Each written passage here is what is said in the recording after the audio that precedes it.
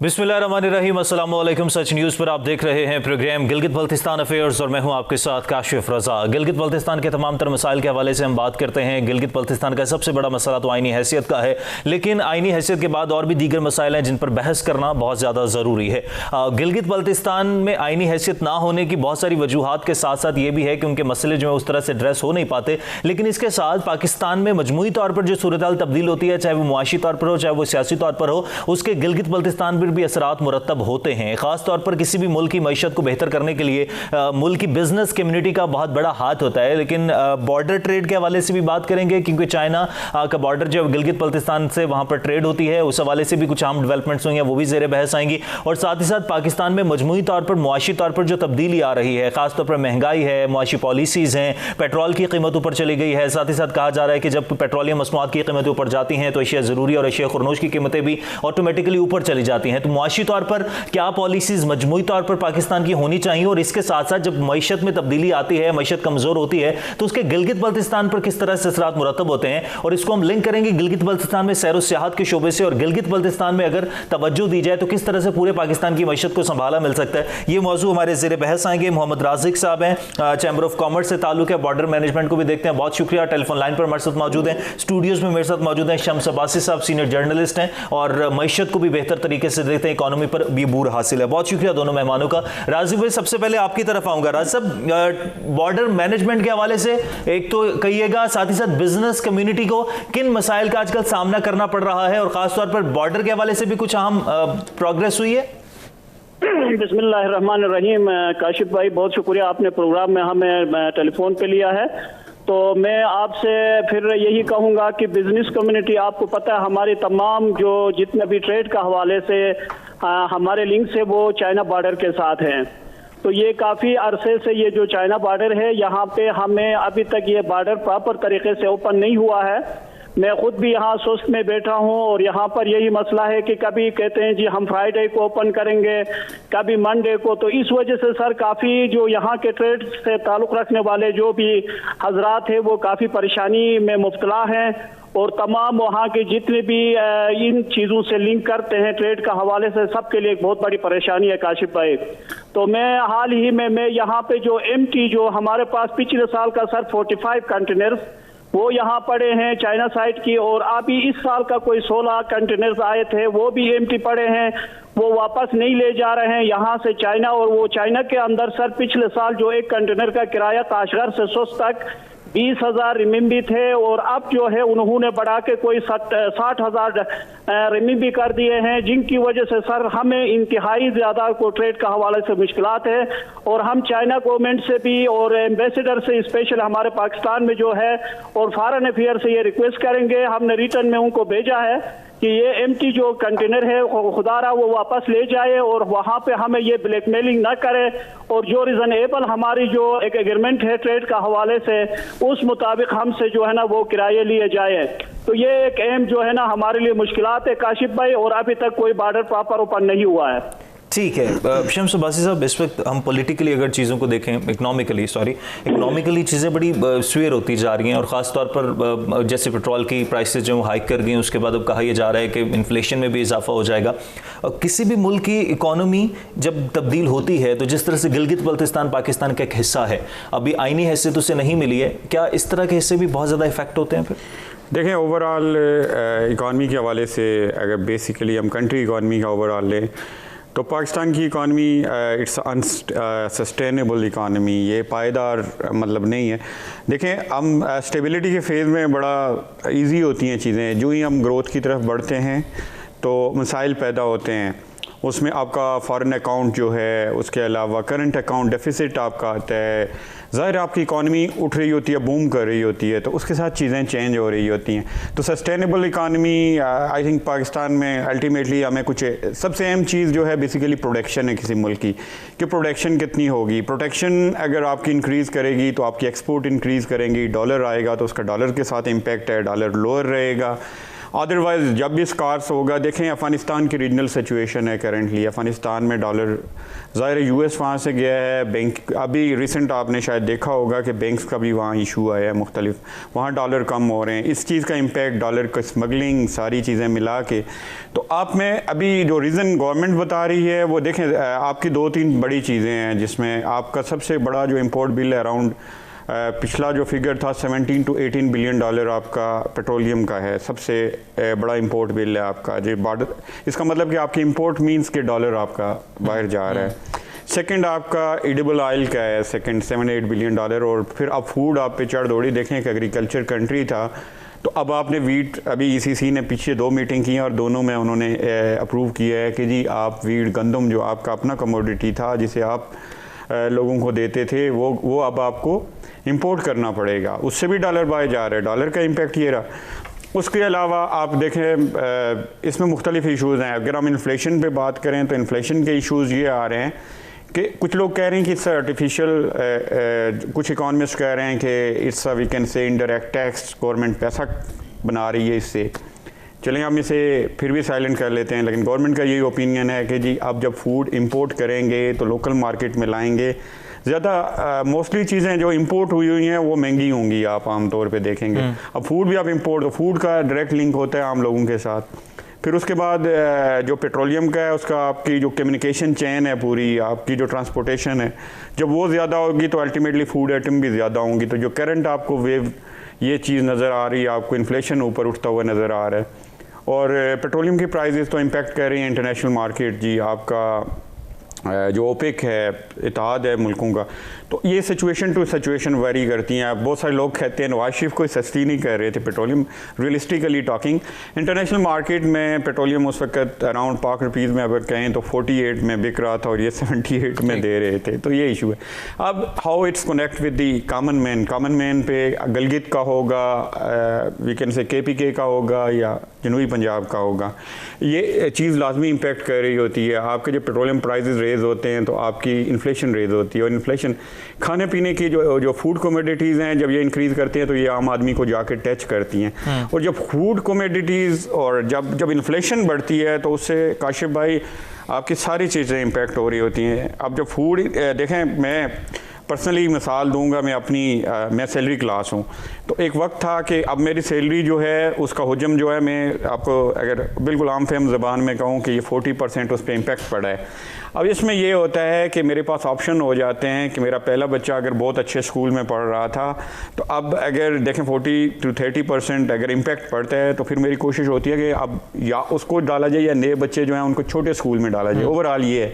फिर जेंडर्स के इशूज़ आते हैं कि बाद लोग कोशिश करते हैं बच्चे को चंगे स्कूल भी पढ़ा ले, वो बेटी जो है उसको ज़रा, ये इम्पैक्ट्स हैं ये। उसके बाद हेल्थ पे इम्पैक्ट आते हैं आपके। कभी कभी बंदा बड़ा सीवियरली बीमार होता है लेकिन बड़ा इशू हो जाता है कि जी अब ज़ाहिर है उस पैसे अब जो हैं आपके लीकेज हो रहा है, आपकी चीज़ें जो फूड कमोडिटीज़, तो फिर आप सेक्रीफाई कर रहे होते हैं कि एजुकेशन में सेक्रीफाई कर रहे होते हैं, आप हेल्थ में सेक्रीफाई कर रहे होते हैं, कॉमन लाइफ सोशल लाइफ में आप सेक्रीफाइस कर रहे होते हैं। तो ये इम्पैक्ट एवरीवेयर होते हैं। गिलगित तो आपके जहाँ भी लोअर मिडिल क्लास होगी उस पर इम्पैक्ट करते हैं। पाकिस्तानी इकानमी लास्ट पे के ये एक we can say driven by the elite, ये कॉमन मैन के लिए, मिडिल क्लास के लिए ये नहीं है। इस पे बाद में बात करेंगे, मज़ीद बात। राज़िक साहब, जिस तरह से आपने गिलगित बल्तिस्तान में बताया कि ताजिर बिरादरी को बड़ी मुश्किलात का सामना है, ख़ासतौर पर बॉर्डर की वजह से, बॉर्डर बंद होने की वजह से और कोविड की वजह से बहुत ज़्यादा नुकसान का सामना करना पड़ा। अब वहाँ पर पाकिस्तान तहरीक इंसाफ इक़्तिदार में है। इससे पहले जो गवर्नमेंट थी उनकी बिजनेस पॉलिसीज़ क्या थी, बॉर्डर पॉलिसी क्या थी, और अभी जो पाकिस्तान तहरीक इंसाफ है उनकी तरफ से कोई ट्रेड पॉलिसी है, कोई बिजनेस कम्युनिटी के हवाले से कुछ ना कुछ रिलीफ दिया गया? बिल्कुल काशिफ भाई, हमें हाल ही में हमारे जो यहाँ पे कॉमर्स मिनिस्टर है, हमारे सीनियर वजीर जो उबैदुल्लाह बेग साहब हैं, इनके साथ हमारी चैम्बर ऑफ कॉमर्स का बाकायदा इनके साथ गैदरिंग करके ये जो हमारी मुश्किलात है इस पे बाकायदा उसके साथ बातचीत हो गई है सर। लेकिन बात इस तरह है कि इन्होंने भी बहुत कोशिश किया सर, ये कोविड की वजह से अब पूरा दुनिया जो है वो सफर है, लेकिन कुछ जगहों पे सर प्रॉपर ताजिकिस्तान और मुख्तलिफ जितने भी चाइना का लिंक कर रहा है बॉर्डर्स पे सर बाकायदा उनकी मतलब ट्रेड जो है वो चल रही है सर। सिर्फ जो हमारे यहाँ की ये जो बॉर्डर है ये पता नहीं ये क्या पॉलिसी है, ये इसको सर अभी तक कोई प्रॉपर इन्होंने ओपन नहीं किया। पिछला एक फ्राइडे को कोई 3 वीक्स पहले वो 16 कंटेनर जो है वो आ गए थे सर। उसके बाद अब वहाँ पे हमारे जितने प्रोजेक्ट है सर, बादशाह डैम का अब जो प्रोजेक्ट के गाड़ियां खड़ी है, दूसरा लोकल ट्रेडर्स की जो गाड़ियां है वो वहाँ खड़ी है सर। कुछ बसें भी है मेट्रो का और कुछ कमर्शियल जो बसें हैं वो भी आके वहाँ पड़े हैं। तो इस वजह से सर काफी एक मुश्किलात है। और लेकिन पीटीआई के गवर्नमेंट से हम बारहा आपके तवसत से और हम इंडिविजुअल भी इनके साथ मिलते हैं, इनको भी हमने रिक्वेस्ट किया है कि आप प्रॉपर हमारे लिए ये गवर्नमेंट ऑफ चाइना से कोई बात करे और ये बॉर्डर को जो है ना हमें ओपन करे। हमारा कोई यहाँ पे दूसरा ज़रिए माश नहीं है सर, कोई इंडस्ट्री नहीं है, दूसरा नहीं है, टूरिज्म भी अब स्लो हो गई है।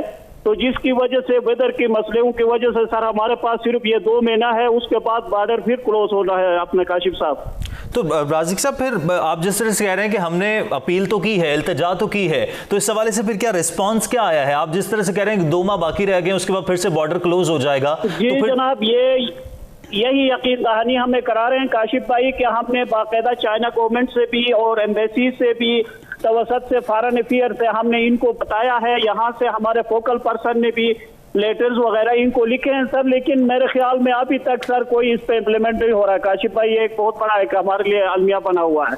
ठीक है शम्स साहब, बिज़नेस कम्युनिटी की अगर हम बात करें, जिस तरह से मैंने इब्तिदाइया में बोला कि बिज़नेस कम्युनिटी किसी भी मुल्क का असासा होता है, उसकी मुल्क की इकॉनमी को लेकर चलते हैं। और ख़ास तौर पर जब भी इस तरह से वफूद जाते हैं किसी और मुल्क में, तो वहाँ पर भी बिज़नेस कम्युनिटी को दावत देते हैं कि उस मुल्क में आके सरमायाकारी की जाए। लेकिन हमारे यहाँ बिज़नेस कम्युनिटी को एक तो उस तरह से ट्रस्ट नहीं दिया जाता, इन्वेस्टर को खास तौर पर उसका लोकल इन्वेस्टर का एतमाद बहाल नहीं होता, और फिर फॉरेन इन्वेस्टर तो बाद में आएगा, उसको ट्रस्ट में लेना तो बाद की बात है। तो ये पॉलिसीज गवर्नमेंट की कैसे हैं?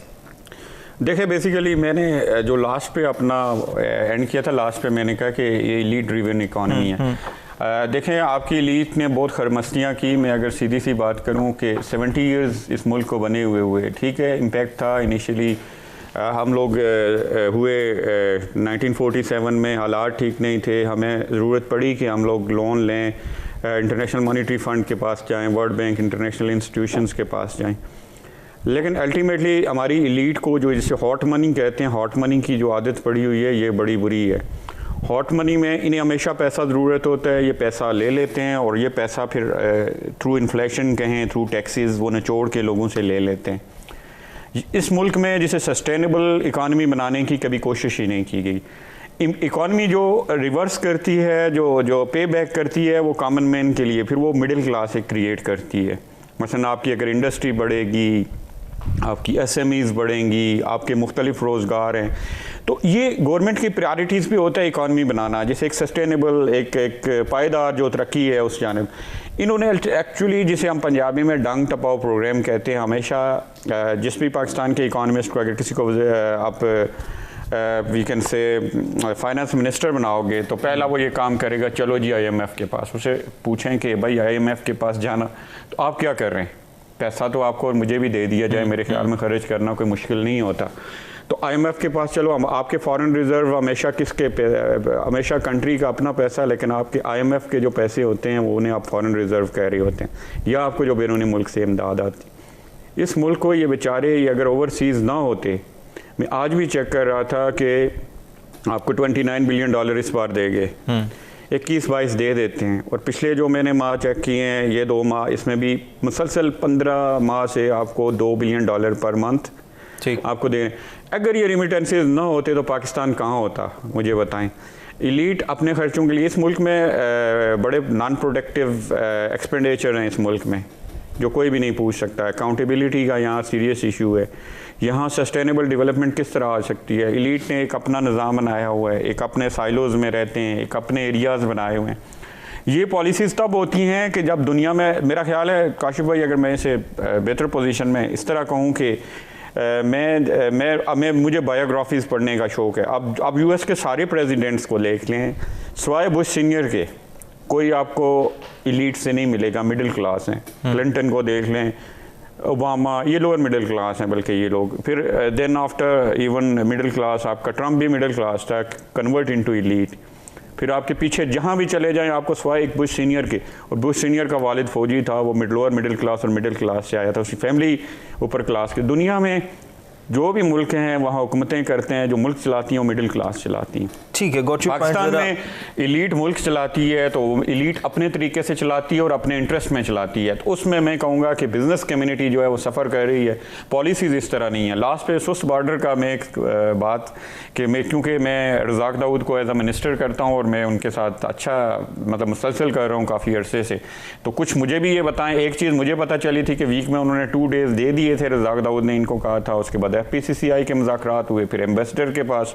तो ये चीज़ ये बताएं ताकि मैं भी कन्वे कर सकूं, और अगर आप उधर से कोई डेलीगेशन लाना चाहते हैं। ठीक है, ब्रेक लेते हैं, ब्रेक के बाद वापस आएंगे और वापस आने के बाद ट्रेड पॉलिसी के हवाले से भी बात करेंगे और शम्स साहब ने जो पॉइंट उठाया इस पर भी बात करेंगे। एक ब्रेक के बाद हमारे साथ रखिएगा।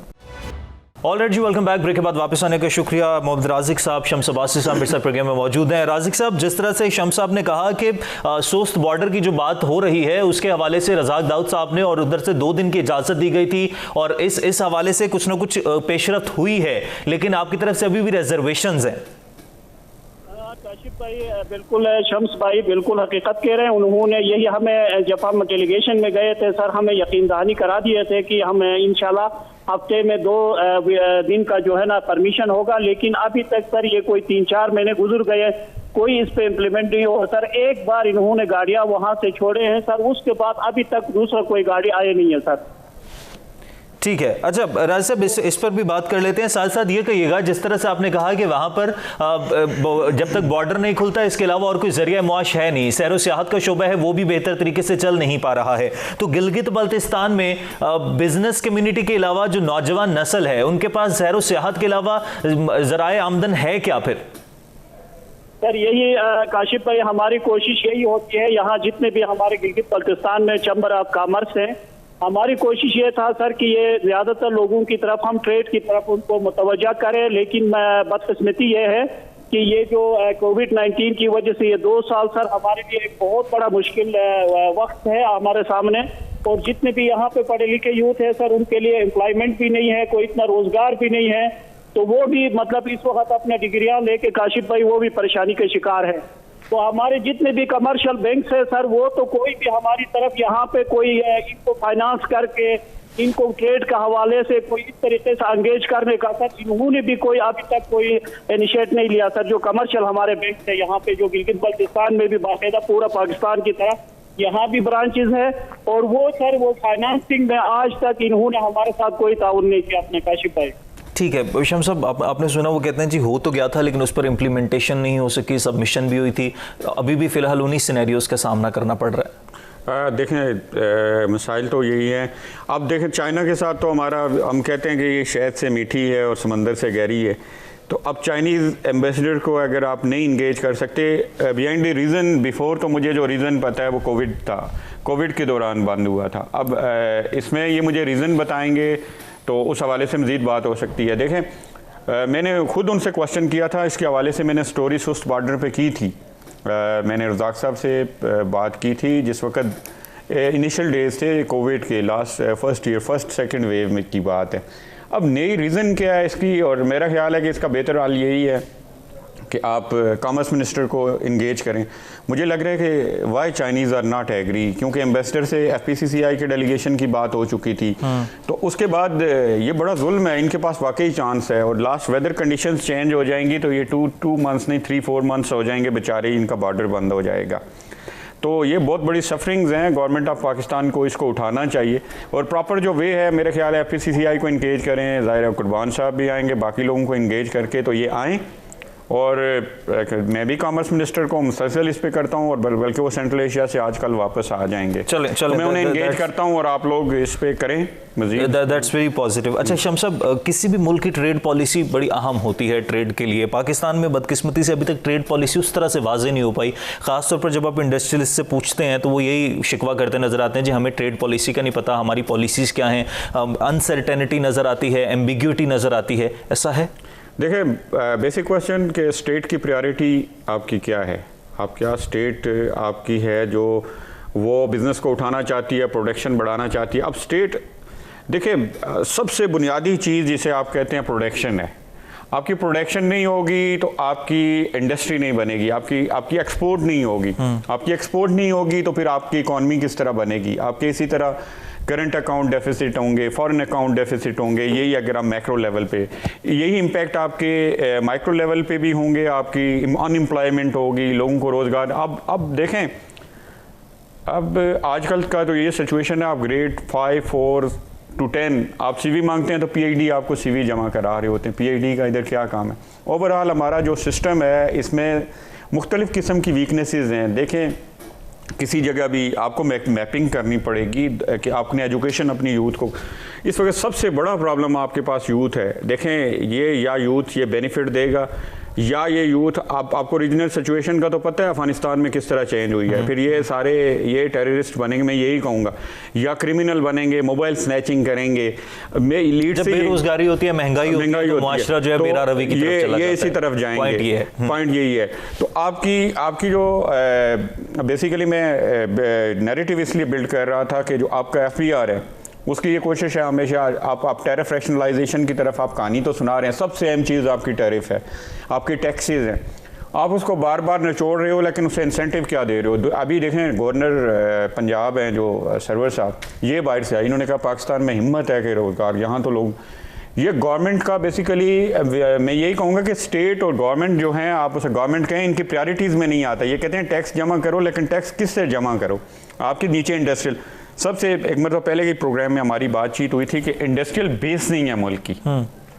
आपकी इंडस्ट्रियल बेस काशिफ भाई क्या हो, मैं आपको, अगर आप देखें ट्रेड पॉलिसी किधर से बढ़ाएंगे, बेसिकली प्रोडक्शन नहीं है, आपकी इंडस्ट्रियल बेस उस तरह नहीं है।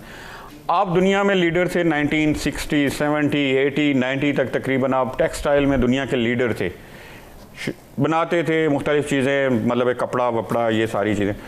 जो बेडशीट आपने उस वक़्त चकोर बेडशीट बनानी शुरू की है धागा, आज भी आप वही बेडशीट बना रहे हैं।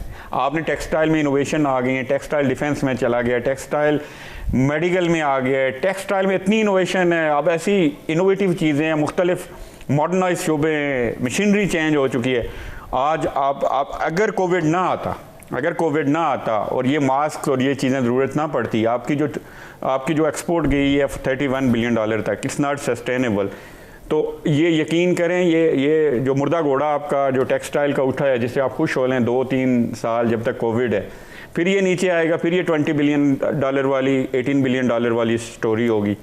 तो सबसे पहले कि देखें, आप कहें कि यार ये बंदा बच्चे को स्कूल क्यों नहीं भेज रहा, सवाल ये है, तो आप बजाय इससे चेक करें कि इस बंदे की जेब में भी कुछ है, या ये भेजना क्यों नहीं चाह रहा, रीज़न फाइनेंशियल है या उसकी विल है। तो विल नहीं है बेसिकली, मैं आपको कहूँगा सबसे बड़ी इंडस्ट्री और प्रोडक्शन होगी। तो ट्रेड पॉलिसी क्या आएगी जब आप उसे कह रहे हैं कि टैरिफ भी मैं नहीं डिक्रीज़ करूँगा, टैक्सेस तुमसे इसी तरह लूँगा। आप टैक्सेस का जो मॉडल है, बेसिकली वही लोग जो है आमतौर पर आपका जो FBR है उसके पास डाटा ही नहीं है। वो यही देखता है कि जी जिसे हिट एंड रन कहते हैं, वो देखेगा काशिफ साहब है आजकल, यार इन्होंने नया घर बना लिया, गाड़ी से भी अच्छी निकलें, आपके पास पहुंच आएंगे, जी ये क्या किया है, जी ये छोटी सी आप इंडस्ट्री लगा रहे हैं। अभी निकलेंगे नहीं, अभी आप काम से निकलेंगे नहीं, वो फाइलें वगैरह लेके आ जाएंगे, आप हैरान रह जाएंगे भाई ये क्या है। अब यही स्टोरी सारे मुल्क में इस वक्त जारी है कि आप गवर्नमेंट फेवर नहीं कर रही। देखें, स्टेट ऑपरेटर्स जब तक आपको फेवर नहीं करेगा, और अराउंड देखें आपका around non we can say productive जो एक्सपेंडिचर हैं 2000 अरब या 2500 अरब, ये कहीं जा रहे हैं।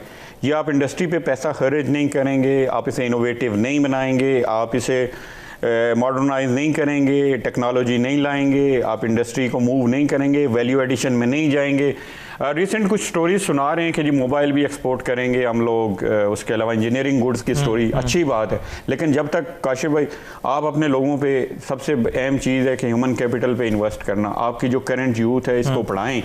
ये इंडियन यूथ जो थी ये 60, 70, 80 में ये गए थे UK या US गए थे। ये मुल्क अभी 90 और 2000 के बाद चाइनीज़ यूथ 60, 70, 80 गई, पढ़ने गई। तो ये लोग उठ गए। कोरिया का यही मॉडल है, वो लोग वहाँ गए, वापस आए, कुछ रह गए, लेकिन वो बहरहाल एक सक्सेसफुल मॉडल है। आप अपनी ये जो आबादी है, ये जो सुबह उठते हैं आप इधर उधर आपको ये लड़के घूमते फिरते नज़र आते हैं, क्या है इनकी प्रोडक्टिव बनाना पड़ेगा, ह्यूमन कैपिटल पे इन्वेस्ट करना पड़ेगा, उसके बाद ये फ्लोरिश करेगी। अभी बहुत लॉन्ग टाइम है, अभी सस्टेन है, अभी आपको ना एक लॉन्ग टर्म पॉलिसी की ज़रूरत है। ये इसी तरह, वरना आप हॉट मनी के थ्रू पैसे लिए, इधर से पकड़े, इधर से कर्जा पकड़ा, IMF के पास पॉलिसी, कोई ट्रेड पॉलिसी कामयाब नहीं हो सकती जब तक आपका इंडस्ट्रियल बेस नहीं होगा और जब तक आपकी प्रोडक्शन इंक्रीज नहीं। ठीक है राज़िक साहब, आप गिलगित बल्तिस्तान में मौजूद हैं और इससे पहले भी आपने मुख्तलिफ अदवार देखते हैं, मुख्तलिफ जमातों के देखे हैं। गिलगित बल्तिस्तान में आइनी हैसियत का मामला बड़ा शिद्दत इख्तियार कर गया। पिछले कुछ चंद रोज से बात ये चल रही है कि 90% तक उस पर काम हो चुका है। अभी आप वहाँ पर मौजूद हैं, आपकी यकीनी तौर पर पॉलिटिकल पर्सनल से भी गुफ्तगू हुई होगी, आप वहाँ पर मौजूद भी हैं, सारी सूरत हाल देख भी रहे हैं। इस मामले पर भी कोई पेशरफ्त हो रही है आईनी हैसियत के मामले पर? जी काशिफ भाई, बिल्कुल हम हर उस प्लेटफॉर्म से हम ये देख रहे हैं सर कि हमें ये जो आईनी सूबा है, इसके लिए हमने एक इस्लामाबाद में, आपको पता है पिछले साल एक बहुत बड़े हमने वहाँ पे प्रेस क्लब के सामने हमने अपने जो व्यूज था वो पेश किए थे। आईनी मतलब उबूरी आईनी हमें सुबह मिले और अभी भी यही यकीन हमें है कि जी हमें जल्द अज जल्द, अब ये कहना है यहाँ पर जो भी हमें सियासी मिल जाते हैं या कोई गवर्नमेंट के लोग मिल जाते हैं, इन सब का यही व्यूज है कि सर इंशाल्लाह हमें उबूरी आईनी सूबा मिल जाएगा। तो इससे ये होगा कि सर हमारे जो सूबा जो है, आपको पता है यहाँ पावर्स ना होने की वजह से बहुत सारे मुश्किलात का शिकार है।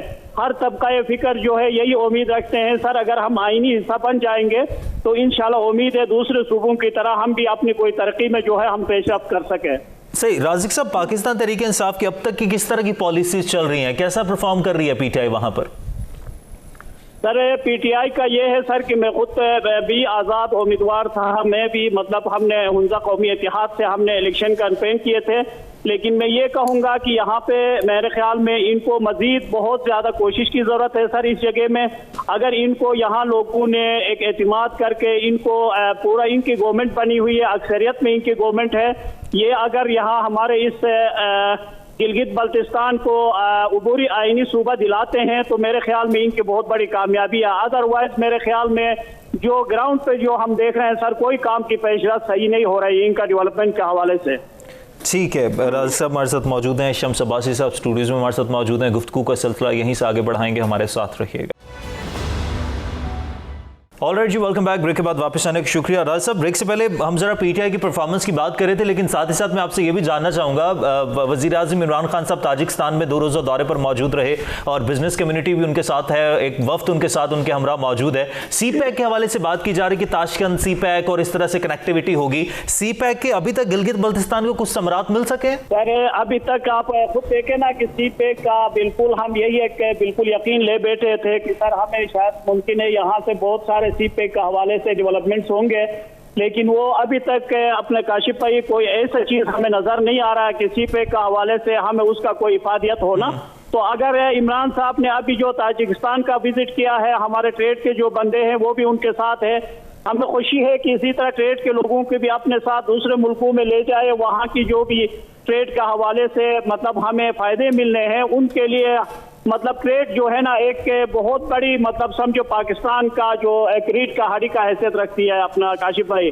तो इसलिए हमारे गिलगित बल्तिस्तान को अभी तक CPEC का हवाले से सर कोई भी मैंने 1% भी कोई फायदा मुझे नजर नहीं आ रहा है सर। ठीक है शम्स साहब, जिस तरह से हम बात कर रहे हैं मईशत के हवाले से, CPEC के हवाले से बात कर रहे हैं, एक्सपोर्ट में किस तरह से इजाफा किया जा सकता है? और अगर हम इसको मैं रिलेट कर दूं गवर्नमेंट के साथ, हम देख रहे हैं कि शुरू से पाकिस्तान तहरीक इंसाफ की कहा यह जाता है, मिला जुला रद्दमल सामने आता है। जो इकोनॉमिस्ट हैं वो ये बात करते हैं कि जी पॉलिसीज़ दुरुस्त नहीं है, ठीक है, लेकिन जब हम गवर्नमेंट को देखते हैं तो वो बड़े तसल्ली बख्श होते हैं कि जी हमारे तो जी रिजर्व में इजाफा हो रहा है, हमारी एक्सपोर्ट्स भी बेहतर हैं, हमारे इंपोर्ट बिल्स हैं वो कम हो रहे हैं, टैक्स रेवेन्यू आ रहा है, ये हो रहा है, सब कुछ हो रहा है। बुनियादी तौर पर हक़ाइक़ है क्या कि वाक़तन मईशत सही दुरुस्त समत पर गामज़न है?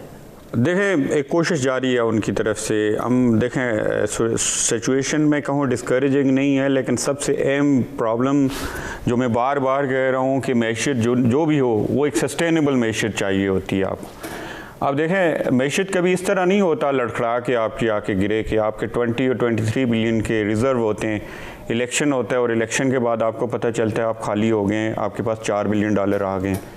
हाउ यू सी इट, ये कोई मैशत होती है? आप इवन ऑल ऑफ 70 ईयर्स, मेरा ख्याल है हमारी जो एज गुजरी है आपकी, क्योंकि आप जर्नलिस्ट रहे हैं, बैकग्राउंड रहा है आपका, आप यूनिवर्सिटी दौर से भी आप चीज़ों को देख रहे थे, तो क्या होता है एकदम इलेक्शन के बाद फिर IMF के पास क्या होता है, वो किधर जाते हैं? मेरे ख्याल में कि ये 1 और 2 ईयर्स में अगर GDP का आप रेशो देखें तो ग्रोथ में तो 400 बिलियन डॉलर हमेशा आपका एनुअल GDP रहता है। तो अगर ये ग्रोथ 2 या 2.5 पे आ जाती है, इसका मतलब $200 बिलियन किधर गया? ये बड़ी इंटरेस्टिंग डिबेट है ना, किधर गया?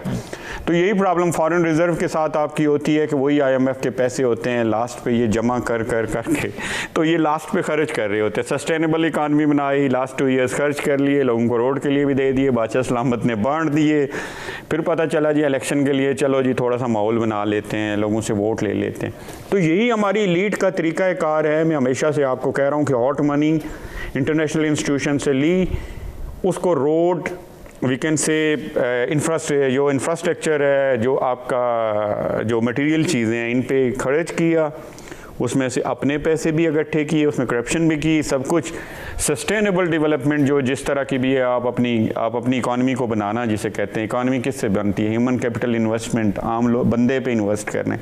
आप अच्छे साइंस सब्जेक्ट्स जो हैं उन पे आप अपने PhDs बनाएं, आप अपने टेक्निकल लोग बनाएं। आपकी इकानमी उन्हें बियर नहीं कर सकती है। देखें पाकिस्तान में काशिफ साहब, एक बार इनको नर्सेज चाहिए थी 400, मलेशिया ने मांगी। आपके पास जो वर्ल्ड स्टैंडर्ड है इंटरनेशनल जो बेस्ट प्रैक्टिसेस के तहत आपके पास वो नर्स नहीं थी। आपको पता है कैनोला पास करते हुए आपकी नर्स आम ज़बान में, टेक्निकल बात कर रहा हूँ, आप बाकी माली चाहिए थे, आपके पास उस स्टैंडर्ड के माली नहीं थे, तो बाकी हाई टेक या इंजीनियरिंग वगैरह ये तो बड़ी मुश्किल बातें हैं। इसी तरह अब चीज़ें ये हैं कि आपको एक सस्टेनेबिलिटी की तरफ जाना पड़ता है। आपको इकानमी को ग्रो करने के लिए बाकायदा उस पर इन्वेस्ट करना पड़ता है, वो कहीं नज़र नहीं आ रहा होता। आम तौर पे आपके जो एलीट है वो इसी तरह की पॉलिसीज़ बनाती है, अल्टीमेटली वो चीज़ें ख़त्म। आपने कहा फॉरेन रिज़र्व ट्रेड किस तरह की जा रही है, तो ट्रेड ऐसी ही जा रही है। मैंने कहा ना कि अब क्या जादू हो गया, यही जादू हुआ ना, कोविड आया तो आपका जो मुर्दा घोड़ा पड़ा हुआ था फैसलाबाद में, जो टेक्सटाइल का, वो रन हो गया, क्योंकि दुनिया को मास्क भी चाहिए थे, बॉडी इक्विपमेंट भी चाहिए थे, कपड़े भी चाहिए थे, नर्सों को, डॉक्टरों को एक्स्ट्रा चाहिए, आपकी मुख्तलिफ चीज़ें जो PPEs जिन्हें आप कहते हैं, जो आपके मेडिकल से रिलेट थे। बाकी देखें बड़ा ड्रामा होता है। देखें इवन पावर में आप देखें कि आप हमेशा पावर में आपने क्या किया, आपका जो सर्कुलर डेट है वह इट्स इंक्रीज। आप ऑयल डालते हैं, फर्नेस के थ्रू बिजली बनाते हैं। नवाज शरीफ दौर में सब ने कहा उसने लोड शेडिंग ख़त्म कर ली, लेकिन कोई मुझे किसी डैम का नाम बताए, कोई मेजर डैम बना, तो कोई सोचने की बात थी भाई किस तरह लोड शेडिंग ख़त्म। मुशर्रफ ने भी यही काम किया, उसने लास्ट 2-3 ईयर्स उसने वही पैसा जो डाला कि यार चलो इलेक्शन ना हार जाएं लास्ट पे, तो उन्होंने वही फर्नेस ऑयल पे डाल के तो वो पैसा। इस मुल्क में ये जो शब्देबाजी जारी है, जब तक क्लियर कट बात यही है कि लीड ड्रिवन इकानमी है। अब देखें ये कोशिश शायद जो कर रहे हैं, या कहीं हमारा जो पोटेंशियल वही बात है कि एग्रीकल्चर है, एग्रीकल्चर में पैसा डालने की। मुझे नहीं पता कि ये जो कह रहे हैं बड़ी ड्रीमिंग बातें, अच्छी बातें करने की बातें, मुझे लग रहा है इस तरह इकोनॉमिक सस्टेनेबिलिटी की तरफ अल्टीमेटली हम जाएंगे। लेकिन क्या ये चीज़ें हो रही हैं नहीं, ये तो वक्त डिसाइड करेगा। लेकिन जो बड़ी आम सी बात है, बड़े फिगर आएंगे। देखें 31 बिलियन डॉलर आपकी एक्सपोर्ट हो गई है, 20 बिलियन डॉलर से आपके फॉरेन रिज़र्व चढ़ गए हैं, आपका जी करंट अकाउंट जो है वो डेफिसिट से निकल के आपका वो बेहतर हो गया है, सारी चीज़ें बेहतर हुई हैं। काशिफ इकानमी ये है कि आपकी जो आबादी है वो कितनी पोटेंशियल है। दुनिया में बड़ी बड़ी आबादी, कहते हैं आबादी कंट्रोल करो, आबादी कंट्रोल करना दुनिया का मसला नहीं रहा। चीन इस वक्त दुनिया में सबसे बड़ी आबादी है, लेकिन उसने अपने ह्यूमन कैपिटल पे इन्वेस्ट की है, अपनी यूथ पे इन्वेस्ट की है। अब चाइना में आपके और मेरे जैसे जो लड़के हैं, इनके पास अगर मैं डॉलर टर्म में कहूँ तो इनके पास 5-7 लाख डॉलर इन सब के पास पड़े हुए होते। कहाँ से वो 2-4 साल में इधर ही मार्केट से जनरेट कर ले। हमारे जैसा बंदा 50 ईयर्स में हमारे लोग घूम रहे होते हैं, 2, 4, 7 लाख डॉलर एक बड़ी अमाउंट होती है, लेकिन वहाँ यंग लड़कों उन्होंने अपॉर्चुनिटीज़ दी है, फ्लोरिश किया है, उन्हें इक्विप्ड किया है, उन्हें मार्केट एकेडेमिया का लिंक बनाया। अब मार्केट एकेडेमिया लिंक में मैं आपको सबसे बात मतलब इंटरलिंक्ड है, क्योंकि पाकिस्तान में मैशत को क्या डिस्कस करें जब कोई चीज़ एग्जिस्ट ऐसी नहीं कर रही, हम सपोज कर रहे होते हैं, तो मैं चीज़ों को सपोज नहीं कर सकता। तो मैं यही कहूँगा कि देखें एकेडेमिया जो इंडस्ट्री लिंक है, आपका ताल्लुक भी पंजाब से है, मैं KPK से हूँ, आप मुझे बताओ कि सारे जो कॉलेजेस हैं, इन सारे कॉलेजेस में से जो आपकी प्रोडक्ट आ रही है बाहर, MA उर्दू आ रहा है, MA इंग्लिश आ रहा है, उसके अलावा मुताला पाकिस्तान और पता नहीं क्या क्या और ये सारा चीज़ें आ रही हैं, इनकी क्या प्रोडक्टिविटी है मार्केट में? सोशल साइंसेज इतने चाहिए, क्या करने हैं सोशल साइंसेज? वो क्या करते हैं, PhD करके तो वो कहीं वो असिस्टेंट बनना चाह रहा होता है, PhD करके तो वो कहीं कोशिश होती है उसकी यार मैं कहीं प्राइमरी टीचर लग जाऊँ। ये स्टोरीज़ हैं यार। दुनिया में यही है कि जो लोग PhDs करेंगे वो रिसर्च की तरफ जाएंगे, बंदों को पोटेंशियल की अहम चीज़ है। मेरा ख्याल है ये जो सारी आपने कहानियाँ डाली हुई हैं एजुकेशन इंस्टीट्यूट, इनको कन्वर्ट करो आप टेक्निकल ट्रेनिंग में। मेरा अगर जो कि ख्वाहिश है जो कि इनकी प्रायोरिटीज़ किसी भी जगह नहीं है। आप भी एज अ जर्नलिस्ट बैठते हैं, मैं कमेटीज़ में बैठता हूँ, पार्लियामेंट में बैठता हूँ, इनकी प्रायोरिटीज़ किसी जगह नहीं है। लेकिन तरीका यही है कि ये एक एमरजेंसी लगाएं कि इस यूथ को अपने इक्विप, इनको शॉर्ट कोर्सेज़ करवाएं, साथ इनके लिए स्मॉल SMEs खड़ी करें, इन्हें अपॉर्चुनिटी, ये तुम्हारी जगह है, एक अपॉर्चुनिटी दे रहे हैं। इस स्क्रू बाहर जाना चाहता है, उसके लिए मुल्कों के सफ़ीर, अब देखो जापान ने जो 3 लाख लेबर ले जाना चाह रहा है, जापानी एम्बेसडर इनके पीछे पड़ा रहा है। मेरी उसके साथ बातचीत है, यकीन करें वो आपके ओवरसीज़ के पास गया, वो कहते हैं your country is not interested to send your people to Japan. अब देखो वो खुद एक मुल्क अपॉर्चुनिटी दे रहे हैं। अब हमारे प्रॉब्लम ये होते हैं कि जो आपकी लीड है उसके मसाइल डिफरेंट हैं कि अब वो किस तरह भेजनी है। ज़ाहिर है वो तो जापानीज़ गवर्नमेंट तो मुफ्त है, वो कहता है कि जी मुझे कोटा दो, MNAs कहते हैं हमें कोटा दो, इस तरह नहीं जी सनू की लबेगा, वही गल है ना। तो इसमें हमारे पास अपॉर्चुनिटीज़, हम ये यूथ जो है इसे निकालना, ये बम बनेगा, वरना ये इकोनॉमिक डेवलपमेंट और हाई बातें और ये हाई टेक और मेरे ख्याल में इकोनॉमिक ग्रोथ, ये बात की बातें हैं। अभी आप ट्रांजिशन फेज़ में और बड़े ख़तरनाक फेज़ में जा रहे हैं। ठीक है राज़िक साहब, गिलगित बल्तिस्तान में मिनरल्स एंड माइंस का जो सेक्टर है उस हवाले से कहिएगा, क्योंकि इस हवाले से हमेशा से बात ये की जाती है कि वसाइल से माला माल है गिलगित बल्तिस्तान, लेकिन उस तरह से तवज्जो नहीं दी जाती, हमारे पास उस तरह का इक्विपमेंट ही नहीं होता। बिल्कुल काशिफ भाई, ये तो आपको पता है शुरू से एक बड़े एक वो है माइनिंग के, मतलब इस सेक्टर के अंदर सर बाकायदा फॉरेन जो चाइनीज है वो यहाँ पे आके उन्होंने कुछ जगहों में काम करके फिर बीच में वो जगह छोड़ के वो चले जाते हैं सर, ये हमारे समझ से बालातर है। बाकी लोकल में ये मसला है कि यहाँ पे इन्वेस्टमेंट के लिए जो आपको अभी मैंने अर्ज किया कि कमर्शियल बैंक इस सेक्टर में जो है कोई इन्वेस्टमेंट करने के लिए तैयार नहीं है।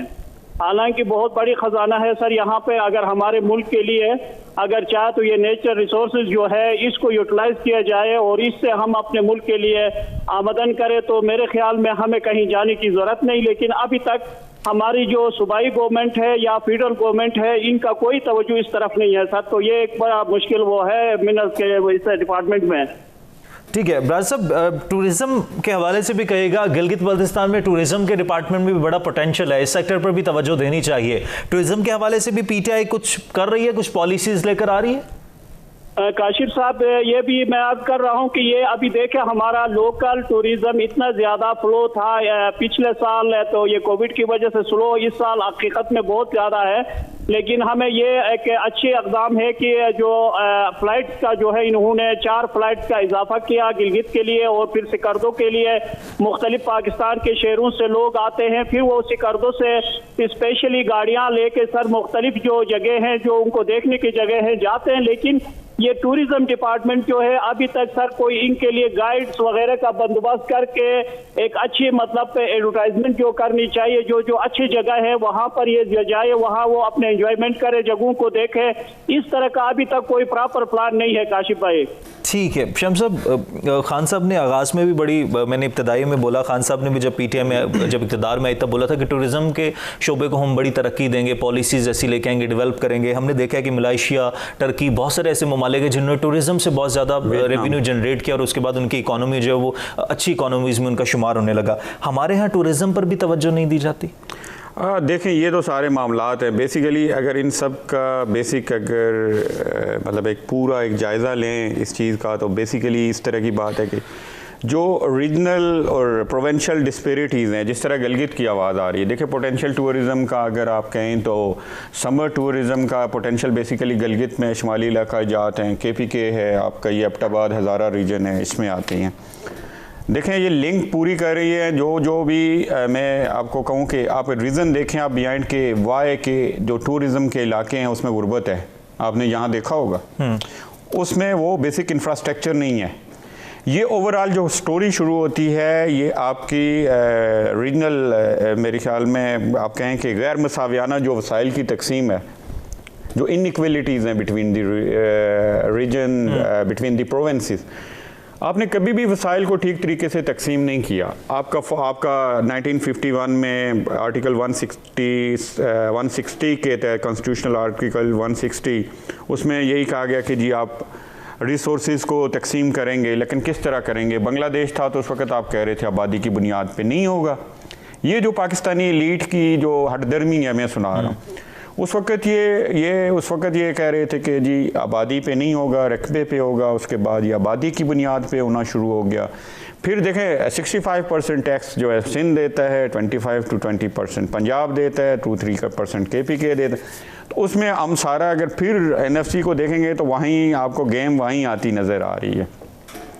सबसे अहम चीज़ है कि आप अपना रिव्यू करें, आप अपना NFC रिव्यू करें, आप रिसोर्सेज मोबिलाइजेशन और रिसोर्सेज की जो एलोकेशन है उसे रिव्यू करें। कुछ भी नहीं होगा। आप देखें जब तक आप सेंट्रिक कामिन फेडरेशन जो होती है दुनिया में, जो भी फेडरेशंस हैं, जो वफाक की जो मिसालें हैं, जर्मनी है, यूरोप में 1-2 कंट्रीज़ है, बड़ी अच्छी मिसालें।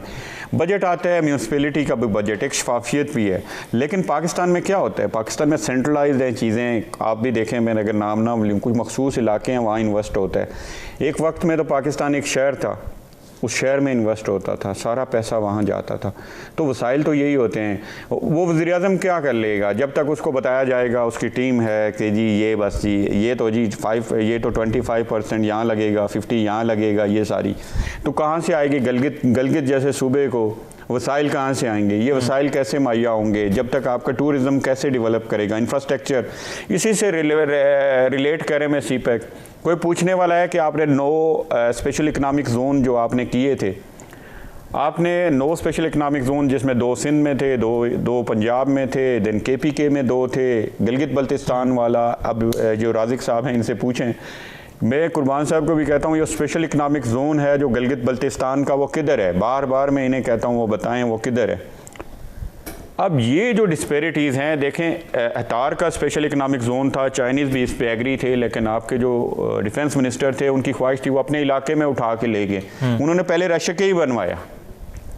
रशके मेरा ख्याल है कि पाकिस्तान है, ये सारे हिस्से पाकिस्तान के हैं। हमें सबसे ऐसे ही है, मतलब हमारी लगाव सबसे है, पूरे पाकिस्तान से। लेकिन एक ऐसा रीजन के जो इन्वेस्टर के लिए वी कैन से पीसफुल था, जहाँ स्टेबिलिटी थी, जहाँ एनर्जी का इशू नहीं था, जहाँ कोई ऐसा पीस का सिक्योरिटी का इशू नहीं था, वो रीजन बेहतर था। तो ये चीज़ें अब पहले रशके ही बन रहा है, फिर फैसलाबाद बन रहा है। और फैसलाबाद की स्टोरी मैं आपको सुनाऊं, पिछले दिनों मेरी बात हुई है, मैं गया था बोर्ड ऑफ इन्वेस्टमेंट, तो जो एक्स चेयरमैन थे जो उन्होंने जो वहाँ उसके लिए बनाया था, वो एक बिजनेसमैन थे। तो उन्होंने वहाँ ऑलरेडी पता है कि उन्होंने ये कर लिया कि उन्होंने 70% ज़मीनें उठा के तो अपने पास, जिसे आप डंप करना कहें, मैं आम ज़बान में कहूँ, तो वो तभी पता चला कि जी ये ज़मीनें आगे क्यों नहीं निकल रही, लेकिन उन्होंने 70% ज़मीनें, ताकि मैं कल इसे महंगी करके बेचूंगा। ये इस्लामाबाद के स्पेशल इकनॉमिक जोन के साथ हुआ। कुछ लोगों ने यहाँ ज़मीनें उठा ली, बाद में पता चला चाइनीज़ तो कभी महंगी ज़मीन नहीं खरीदता, कॉस्ट ऑफ डूइंग बिजनेस पे चाइनीज़ कंप्रोमाइज़ नहीं करता। इन्हें पता चला कि इन्होंने सोचा कि जिस तरह 10 मिलियन की या 20 मिलियन की कनाल बेचेंगे, उन्होंने कहा हम तो 1 लाख की कनाल भी नहीं ले रहे। तो ये बड़े बड़े सरप्राइज़ मिले। ये चीज़ें जब तक ख़त्म नहीं होंगी, देखें गिलगित बल्तिस्तान भी एक रीजन है दुनिया में देखें, जो भी टूरिज़म पोटेंशियल एरियाज़ हैं सारे तो नहीं होते। आपका कोई कोस्ट होगा, आपका कोई हिली एरियाज होगा, दरिया होंगे, या रिलीजियस टूरिज्म होगा, या जो भी, वो इलाके अमीर होते हैं, उसमें लोग खुशहाल होते हैं। आप अपने सारे टूरिज्म, तो ये हमारी प्रायोरिटीज़ नहीं है किसी भी जगह। और इसमें बेस जो है इसकी जो है इक्वलिटी डिस्ट्रीब्यूशन है रिसोर्सेज की, जब तक हम सावियाना वसाइल की तकसीम नहीं करेंगे, जिस तरह हम लाहौर में लगाते हैं इसी तरह हम जनूबी पंजाब में लगाएंगे, जिस तरह सिंध कराची में वसाइल लगते हैं। ये देखें NFC के बाद PFC है, विद इन प्रोविंसेस जो यानी प्रोविंशियल जो है उसका फाइनेंशियल अवार्ड जो है वो भी हमें आज तक PFC पे कोई भी नहीं जा रहा। PFC पे के विद इन जो सूबा है उसके दरमियान भी डिस्ट्रीब्यूशन होनी चाहिए। तो बेसिकली कमज़ोर वफाक है, इसमें सेंट्रलाइज डिसीजन होते हैं, कुछ लोग मिलते हैं, कुछ इदारे मिलते हैं, कुछ शख्सियात मिल के, तो उनकी जो मर्ज़ी लगती है वो अपने ताई अपने हालात को ठीक करने के लिए, करप्शन के लिए, इरेगुलरिटीज़ के लिए वो पॉलिसीज़ को रिव्यू करना है। एक मरतबा मैं यही कहूँगा कि मिडिल क्लास जब तक आएगी, अब देखें खान साहब आए थे, मुख्तसर करूँगा आपका वक्त है, तो खान साहब जब आए थे तो खान साहब को लाने वाले कौन थे? यंगस्टर थे, स्टूडेंट थे, यंग लोग थे, जो कि खान साहब ने कहा जी जो देखो जी कोई करप्ट बंदा था, कोई इंडस्ट्रियलिस्ट था जिसने कभी टैक्स नहीं दिया। खान साहब ने कहा जी ये दुल्हा दिलाया बंदा है, मेरा बंदा है, लीडर ठीक हुआ तो ये करप्ट नहीं होगा, वो होगा। लेकिन खान साहब को आज माफिया ने आगे लगा लिया, खान साहब को जो पावरफुल इंस्टीट्यूशन है उन्होंने आगे लगा लिया। आज खान साहब कुछ करने के काबिल नहीं रहे। आपके जो MBAs PhDs लड़के जिन्होंने पूरी स्ट्रगल की थी, अपना टाइम ज़ाया किया था, जलसों में आए, रक्षों में आए, आज वो लोग किधर हैं? आज खान साहब किधर हैं? आप किन के आंसू में? तो खान साहब के लिए कुछ करना मुश्किल है इन हालात में।